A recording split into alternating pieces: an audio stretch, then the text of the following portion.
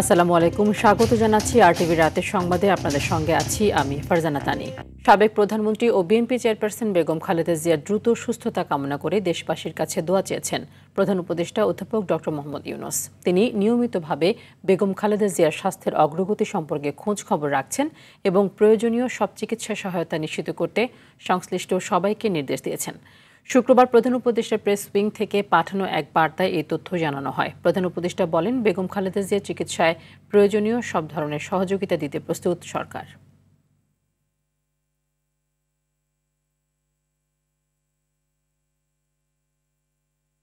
BNP chairperson Begum Khaleda জিয়ার রোগ মুক্তি কামনায় দেশের বিভিন্ন জেলায় দোয়া, মোনাজাত ও মিলাদ মাহফিল অনুষ্ঠিত হয়েছে।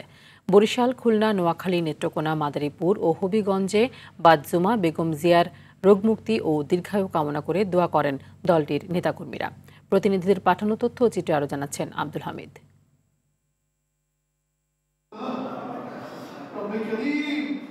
বিএনপি চেয়ারপারসন ও সাবেক প্রধানমন্ত্রী বেগম খালেদা জিয়ার রোগমুক্তি কামনায় সাভারের আমিনবাজারে দোয়া মোনাজাত করেছেন ঢাকা ২ আসনের বিএনপি প্রার্থী আমানুল্লাহ আমান। বেগম খালেদা জিয়া সুস্থ থাকলে আগামীতে দেশ উন্নয়নের দিকে অগ্রসর হবে বলে মন্তব্য করেছেন বিএনপির ছাত্র বিষয়ক সম্পাদক রকিবুল ইসলাম বকুল। বাদ জুম্মা খুলনায় বেগম জিয়ার সুস্থতা কামনা করে দোয়া মাহফিলে তিনি একথা বলেন। বরিশাল নগরীর গোরস্থান জামে মসজিদ সহ বিভিন্ন মসজিদে দোয়া মোনাজাত করা হয়েছে। কুমিল্লার বেগম জিয়ার রোগমুক্তি ও দীর্ঘায়ু কামনা করে কোরআন খতম ও দোয়া মাহফিল অনুষ্ঠিত হয়েছে। নোয়াখালীর হাতিয়ায় সাবেক এমপি প্রকৌশলী মোহাম্মদ ফজলুল আজিমের বাসভবনে উপজেলা ও পৌর বিএনপির উদ্যোগে দোয়া মাহফিলের আয়োজন করা হয়। নেত্রকোনা কেন্দ্রীয় জামে মসজিদ, ছোট ও বড়বাজার মসজিদ সহ বিভিন্ন মসজিদে দোয়া মাহফিল অনুষ্ঠিত হয়েছে।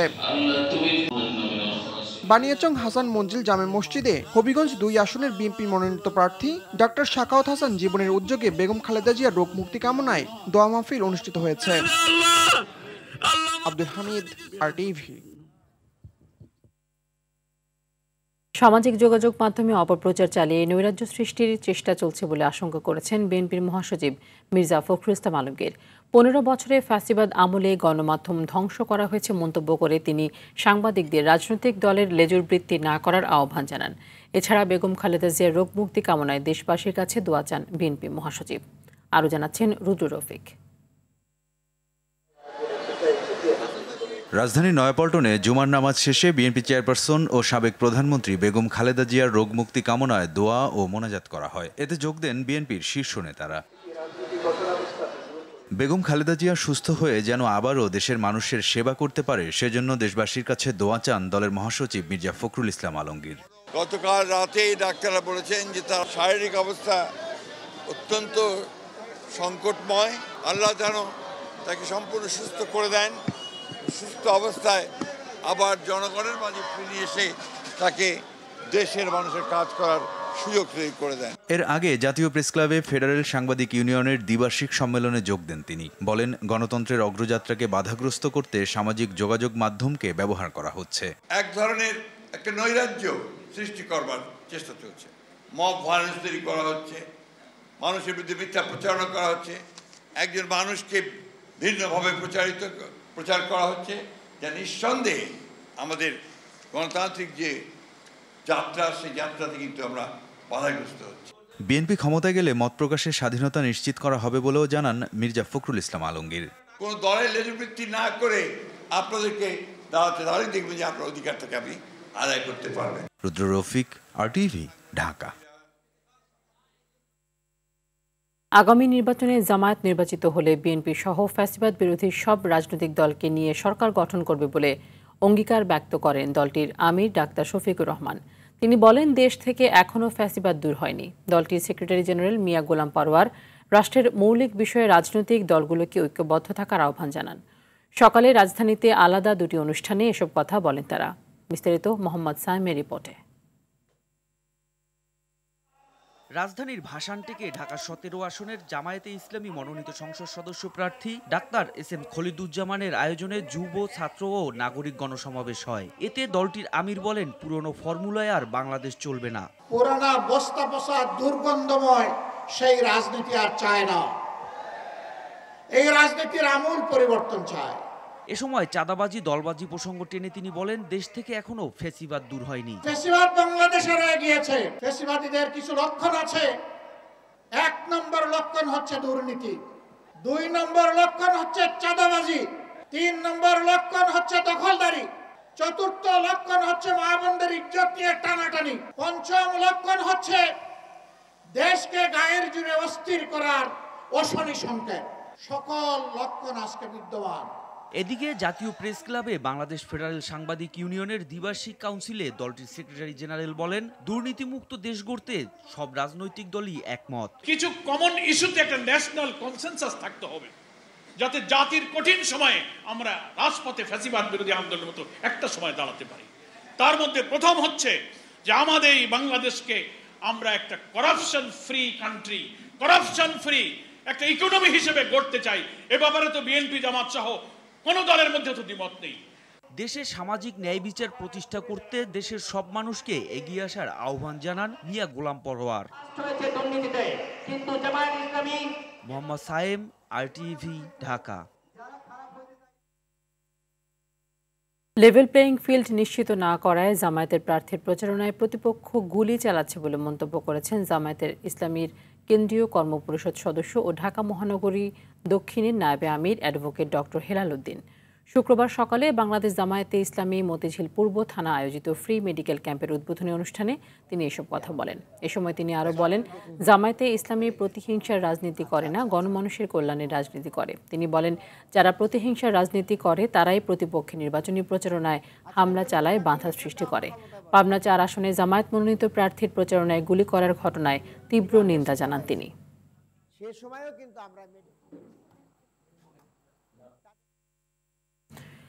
জুলাই গণহত্যায় সাজাপ্রাপ্ত আসামি সাবেক স্বরাষ্ট্রমন্ত্রী আসাদুজ্জামান খান কামালকে দিয়ে প্রত্যর্পণ শুরু হবে বলে জানিয়েছেন প্রধান উপদেষ্টার প্রেস সচিব শফিকুল আলম।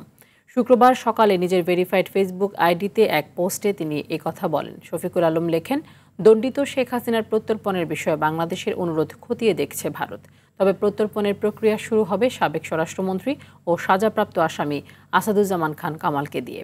শিগগিরই দেশে ফিরিয়ে তাদের বিরুদ্ধে জুলাই অভ্যুত্থানে গণহত্যার মামলার বিচারের রায় কার্যকর করা যাবে বলে আশা করছেন তিনি।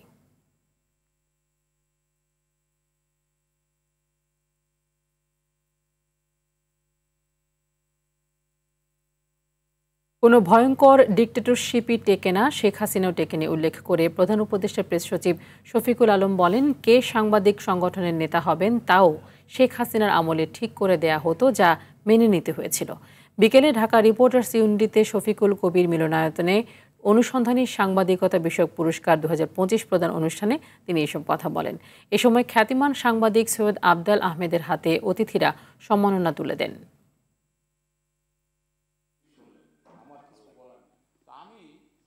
বছরের ক্রাইম রিপোর্টিং তাদেরকে সম্মানিত করতে হবে।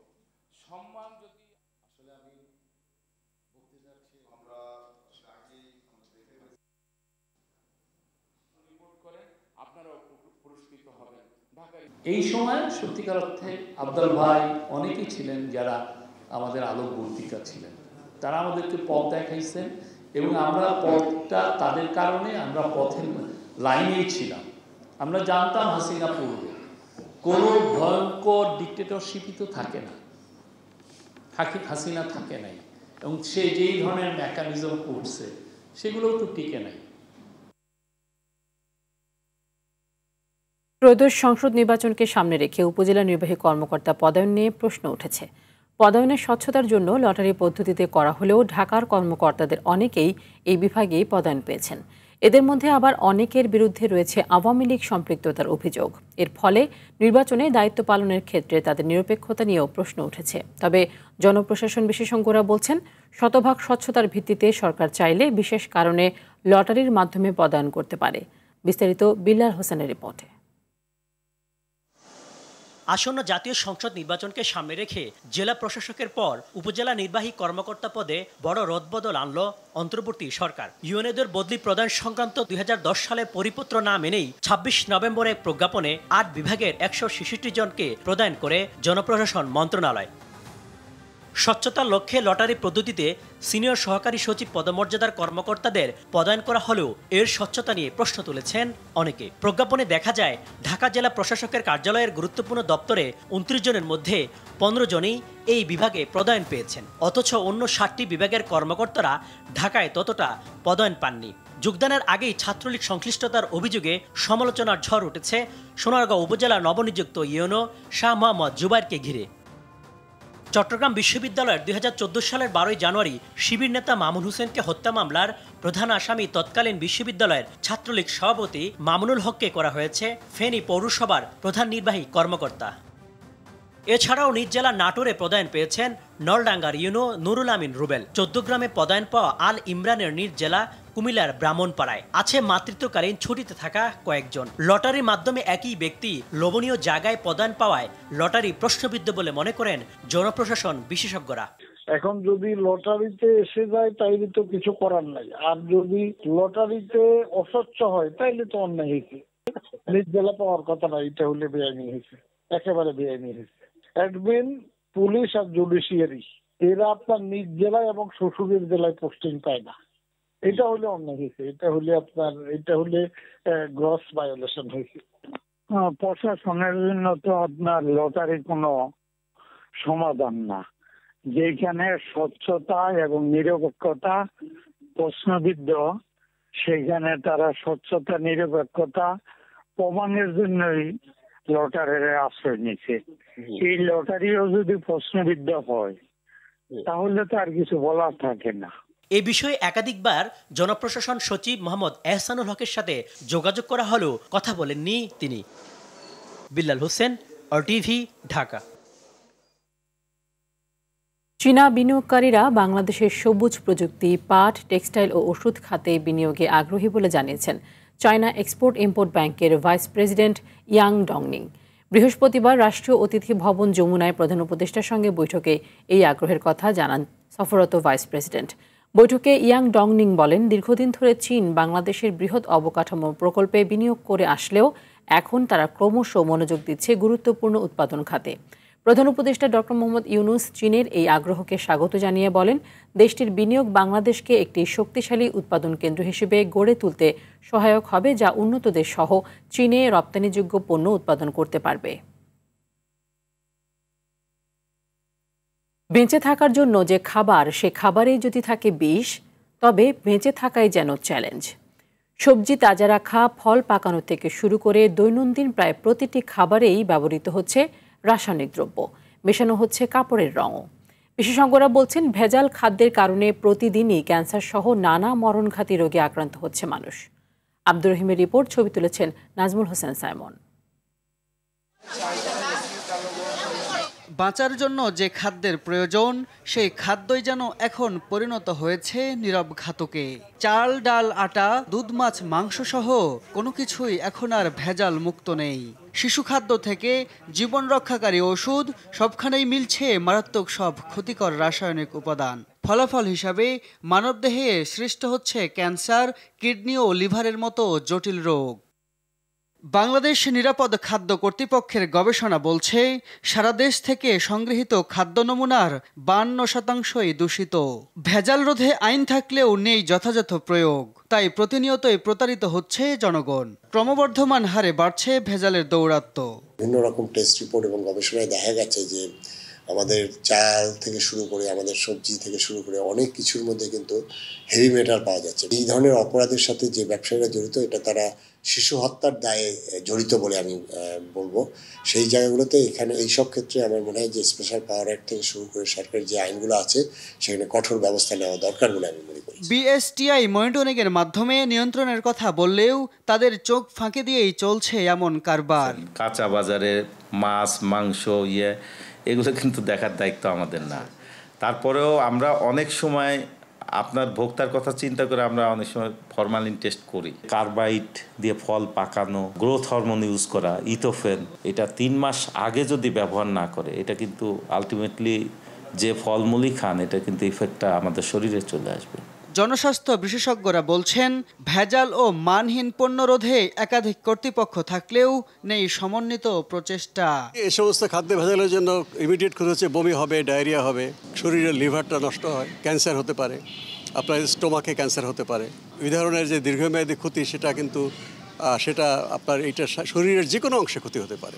গবেষণা বলছে, বাজারের অধিকাংশ পণ্যে ব্যবহার হচ্ছে ফরমালিন, কার্বাইড ও ইথোফেন সহ বিভিন্ন ধরনের রাসায়নিক পদার্থ। আব্দুর রহিম, RTV, ঢাকা। শীতকালীন সবজির সরবরাহ বাড়লেও সব ধরনের সবজি 50 টাকা বেশি দরে বিক্রি হচ্ছে। এদিকে এক মাস ধরে পেঁয়াজ বিক্রি হচ্ছে 120 টাকায়। ব্যবসায়ীরা জানিয়েছেন, দেশি পেঁয়াজের মজুদ শেষের দিকে এবং আমদানি বন্ধ থাকায় বাজারে চাপ তৈরি হয়েছে। এছাড়াও দাম বেড়েছে চিকন দানা মসুর ডাল ও ছোলার। আরও জানাচ্ছেন আব্দুর রহিম। শীতকালীন সবজির সরবরাহ বাড়লেও সকল ধরনের সবজি 50 টাকার বেশি দরে বিক্রি হচ্ছে। শীতের সিজনে আপনার সব সবজি তরি তরকারির দাম কম থাকে, কিন্তু এবার অনেক দাম। একটা ফুলকপির দাম 50 টাকা। কাঁচা বাজারের একটু দাম কমছে আগের তুলনায়। আরও বাজার যদি সিন্ডিকেট এবং কন্ট্রোলে থাকে তাহলে আরও সামনে দাম কমতে পারে। আর পেঁয়াজের সরবরাহ কমে যাওয়ায় এখনও 120 টাকায় বিক্রি হচ্ছে। তবে ব্যবসায়ীরা বলছেন, আগাম জাতের পেঁয়াজ এলে স্বাভাবিক হওয়ার কথা।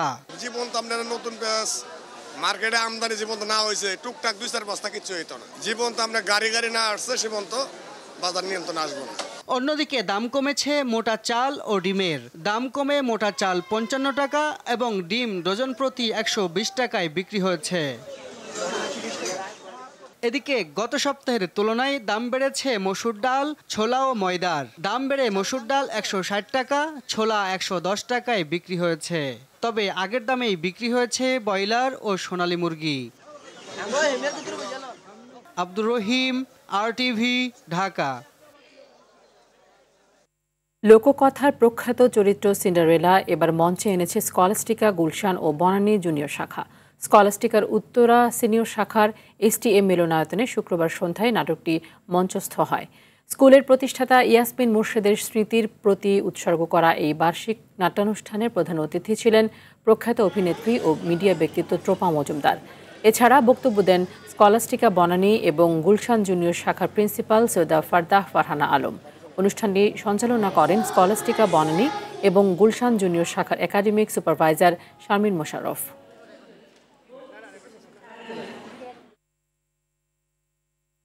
রাজধানীতে শিশু স্বাস্থ্য ফাউন্ডেশনের গৌরবময় 40 বর্ষপূর্তি উপলক্ষে রুবি জুবিলি উদযাপন করা হয়েছে।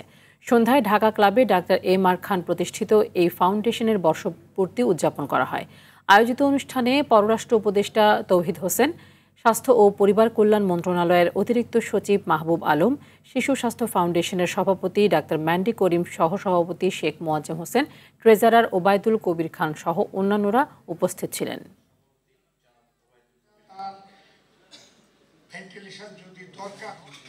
AFC অনূর্ধ্ব 17 এশিয়ান কাপের বাছাইয়ে নিজেদের চতুর্থ ম্যাচে শক্তিশালী বাহরাইনকে 2-1 গোলে হারিয়েছে লাল সবুজের যুবারা। এই জয়ের পর মূল পর্ব নিশ্চিতে মাত্র 1 ম্যাচ দূরে এখন বাংলাদেশ দল। বাহরাইনের বিপক্ষে দুর্দান্ত শুরু করে গোলাম রব্বানী ছোটনের দল ম্যাচের 20 ও 28 মিনিটে দুটি সুযোগ কাজে লাগাতে পারেনি ফরওয়ার্ড রিফাত কাজী। ম্যাচের 59 মিনিটে বাইজিতের গোলে এগিয়ে যায় লাল সবুজের যুবারা। 72 মিনিটে মানিকের শট জালের ঠিকানা খুঁজে পায়। 85 মিনিটে 1 গোল শোধ করে ম্যাচে ফেরার চেষ্টা করে বাহরাইন, কিন্তু শেষ পর্যন্ত প্রতিপক্ষকে আর সুযোগ দেয়নি বাংলাদেশের যুবারা। 2-1 ব্যবধানের জয় নিয়ে মাঠ ছাড়ে টাইগার যুবারা। 30 নভেম্বর স্বাগতিক চীনের বিপক্ষে মূল পর্ব নিশ্চিতের ম্যাচে মাঠে নামবে বাংলাদেশ।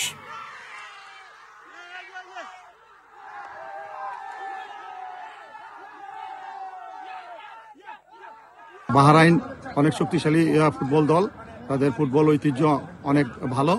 তাদের সাথে আজকে আমাদের ছেলেরা জয়লাভ করলো, একটা ইতিহাস আসলে তৈরি করলো। ফাইনালি চীনের সাথে আমরা যেন ভালো ফুটবল খেলতে পারি এবং ভালো একটা রেজাল্ট নিয়ে দেশে আসতে পারি।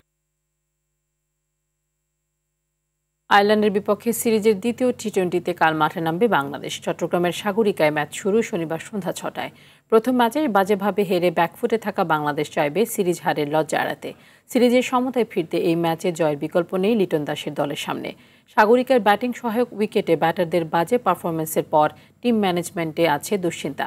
প্রথম ম্যাচের ভুল ত্রুটি সূত্রে এই ম্যাচে ঘুরে দাঁড়ানোর লক্ষ্যে মাঠে নামবে বাংলাদেশ দল। কন্ডিশন ও উইকেট বিবেচনায় সাজানো হবে একাদশ।